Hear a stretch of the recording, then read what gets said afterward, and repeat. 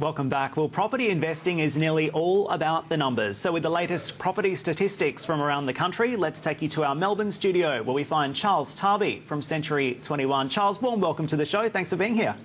Thank you, Dan. Stuart, Tom. Now, Dan, did you buy a property in Brisbane before you left it? Because I know you're a Brisbane boy. Well, that definitely wasn't my email. I'll have to tell you that one. Charles, let's start off with national auction clearance rates. Yeah, the clearance rates, well, last year it came in at 65.3 and this year they're at 67.9, same time, same date.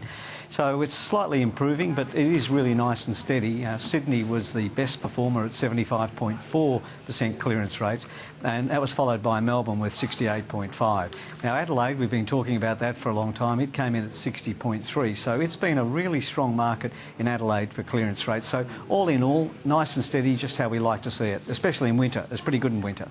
Homes advertised for sale? Well, 0.08 increase. We've had a decrease for quite some time across Australia, but that's an increase. But it depends where you want to go.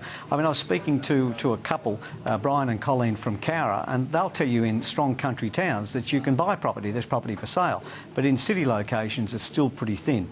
And New Zealand has got a negative 2% in terms of this week over last week. New listings coming on negative 6%. So there's still negative territory pretty much across the region. I think it's going to start to pick up. I'm sure the boys will tell you that. And residential rent price movements?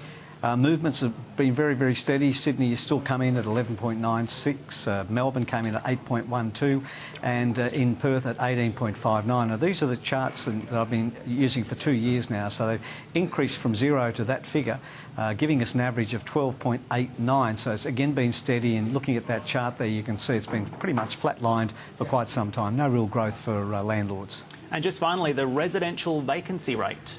Now, the vacancy rates are steady, although Sydney climbed to 3.82, which is high for Sydney. Melbourne came in at 2.9, the best performer. But Perth, Dan, 5.6% vacancy rates, which is very, very high. And that's giving us an average of 4.1% across those three capital cities.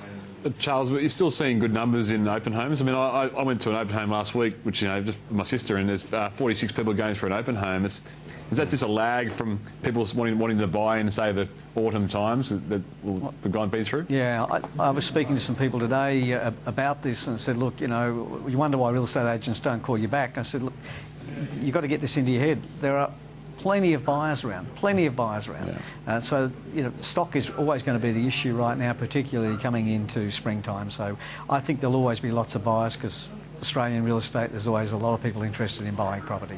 Yeah, I mean, I remember the properties at the moment, offers over 900 in Sydney means you get 50 people to an open home because that's just like a peak market, I suppose. Yeah, look, it is, but I think right across all capital cities, and, we've been mentioning Brisbane for a while. John Edwards mentioned Brisbane. Tom, you've mentioned Brisbane. Stuart, you've mentioned Brisbane, and we're seeing growth and changes there in capital cities, And I think that's the key word. Tom, Charles, one of the other things that we were discussing earlier on in the show is, of course, young buyers being able to have access to their superannuation in order to get into the property market. I mean, what's your view on this? Look, I think anything you can do to ease the pain and allow people to buy a property that they can live in and make it their home and have a family and watch their family grow in that home, the sooner the better. The constant struggle we hear about first home buyers trying to get into the marketplace is of concern. And a lot of superannuation funds would probably not like what I'm saying, but the reality is some of that money would be better used if it was put into a property than elsewhere. Well, Charles Tarbey in Melbourne, always appreciate your insights. Thank you very much.